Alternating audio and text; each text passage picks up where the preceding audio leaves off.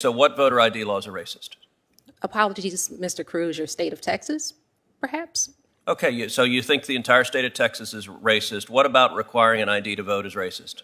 So I think, sir, that's pretty reductive. I'm not saying the entire state of Texas is racist. You just said my state of Texas, so you tell me, what about the Texas voter ID laws is racist? So the fact that the voter ID law was put into place to diminish the political power of Latinos with racist intent and had been found to have You're racist asserting intent, that. What's your evidence for that? The federal district court that first resolved the constitutionality of Texas's voter ID law. Okay, so your view is voter ID laws are racist. How about In a heated Senate hearing, Senator Ted Cruz took direct aim at a panel of witnesses, challenging the narrative that voter ID laws are inherently racist.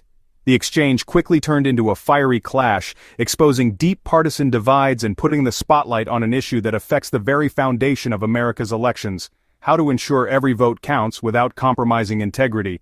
Cruz began by posing a straightforward question to all 5 witnesses: are voter ID laws racist?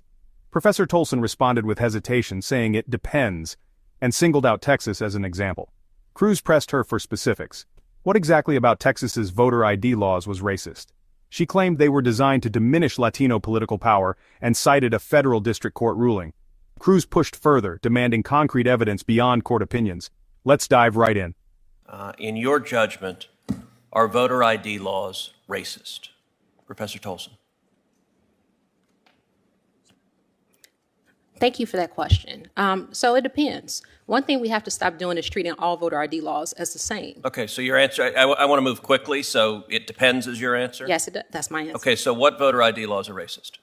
Apologies, Mr. Cruz, your state of Texas, perhaps? Okay, so you think the entire state of Texas is racist. What about requiring an ID to vote is racist? So I think, sir, that's pretty reductive. I'm not saying the entire state of Texas is racist. You just said my state of Texas, so you tell me, what about the Texas voter ID laws is racist? So the fact that the voter ID law was put into place to diminish the political power of Latinos with racist intent and had been found to have You're racist asserting intent. that. What's your evidence for that? The federal district court that first resolved the constitutionality of Texas's voter ID law. Okay, so your view is voter ID laws are racist. How about you, Mr. Yang? I agree with Professor Tolson. Voter ID laws can be racist. Okay, that's other two. context. Mr. Science? There are some voter ID laws that are racially discriminatory in intent. How about in practice? In intent, fine, you say there's some racist with a malevolent intent lurking in the back of their mind. But let's just talk about it as a practical matter. When I go to vote, they ask me for my ID. I pull out my ID, I show it to them, I vote. Is that racist? If the law that requires you to do that was motivated by racially discriminatory intent What about the under effect? our Set Constitution. aside intent. Set aside intent. I'm asking about the effect. Yes, in effect, I think that there are Reardon. discriminatory effects from a number of voter ID laws. Okay, thank you, Ms. Reardon. I'm going to give the witness a chance to answer the question. Go ahead, Mr. Sine. Yes, in effects, I think many voter ID laws are discriminatory. And in design, they are designed to have that effect. Okay, Ms. Reardon. No, sir. Mr. Van Spakovsky.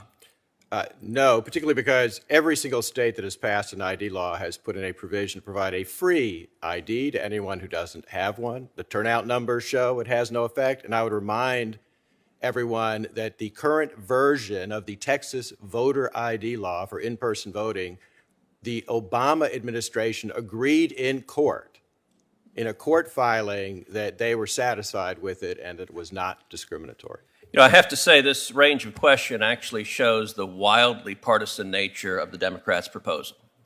The record should reflect all three of the Democratic witnesses invited by the chairman maintained to this committee that voter ID laws can be, in many instances, in most instances, I think of the various ways they formulated, are racist. So let me tell you who disagrees with that. 35 states across the country disagree with that because 35 states have voter ID laws in effect. But not just 35 states.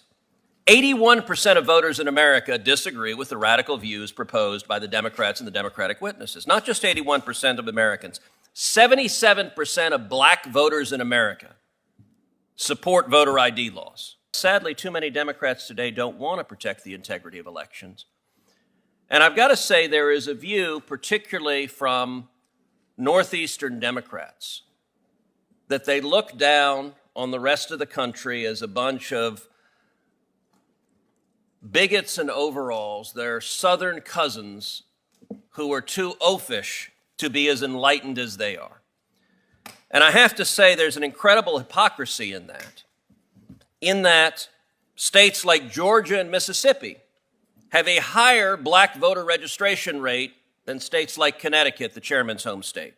They have higher black voter turnout rates than states like Connecticut. They have a lower gap between black and white turnout than in states like Senator Blumenthal's Connecticut. And in fact, states like Georgia and Mississippi, African Americans vote at a higher rate than white voters, and in Texas, they're basically equal. One of the sad realities of today's Democratic Party is they define race as follows.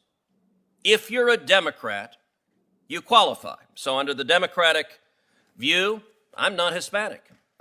Senator Padilla is. If you're a Democrat, you're an Hispanic. My abuelo and abuela would be very surprised to discover I wasn't Hispanic. But that's how Democrat views it. That's how the radicals in the civil rights division view it. And I will point out as an example, this committee, one federal district judge in the state of Texas, Jason Pulliam, is an African-American judge nominated by President Trump, sat at this table, presented superbly. The Democrats had no criticism, and every single Democrat on this committee voted against him. Why? Because they perceived him as a black Republican. He didn't qualify as a black man. And I actually asked, as the Democrats were voting against Judge Pulliam, do you have one basis to vote against him? Anything you disagree with? None of them had any single answer at all. This hearing's about one thing. It's about power, and it's about ensuring Democrats stay in power. That's cynical, and it's at the expense of democracy and the right of voters to express their will through free and fair elections. Cruz's performance in the hearing was a masterclass in dismantling weak arguments with facts, precedent, and plain common sense. He didn't simply trade political jabs. He methodically exposed the hollowness of the claims against voter ID laws by forcing witnesses to confront hard numbers, court rulings, and real-world outcomes they could not refute. By referencing the U.S. Supreme Court's 6-3 decision upholding Indiana's voter ID law, along with overwhelming public support across racial and income lines, Cruz made it clear that these laws are not instruments of oppression. They are fundamental safeguards for the integrity of elections. His use of voter turnout statistics from states like Georgia and Mississippi, which outperform many Democrat-led states in black voter participation, further dismantled the narrative of systemic suppression. Throughout the exchange, Cruz highlighted the hypocrisy of those who weaponize race to attack election security measures while ignoring facts that contradict their political agenda. He reminded the committee, and the public, that democracy depends on both access and security, and one without the other undermines the system. In the face of partisan spin and race-baiting rhetoric, Cruz stood firm on principle, defending the right of every citizen, black, Hispanic, white, or otherwise, to have their vote counted equally and fairly. His message was unambiguous. Protecting the ballot box is not an act of racism, it is an act of respect for democracy itself. On this day, Cruz came armed with the truth, the law, and the numbers, and he left no doubt about where the facts and the American people stand.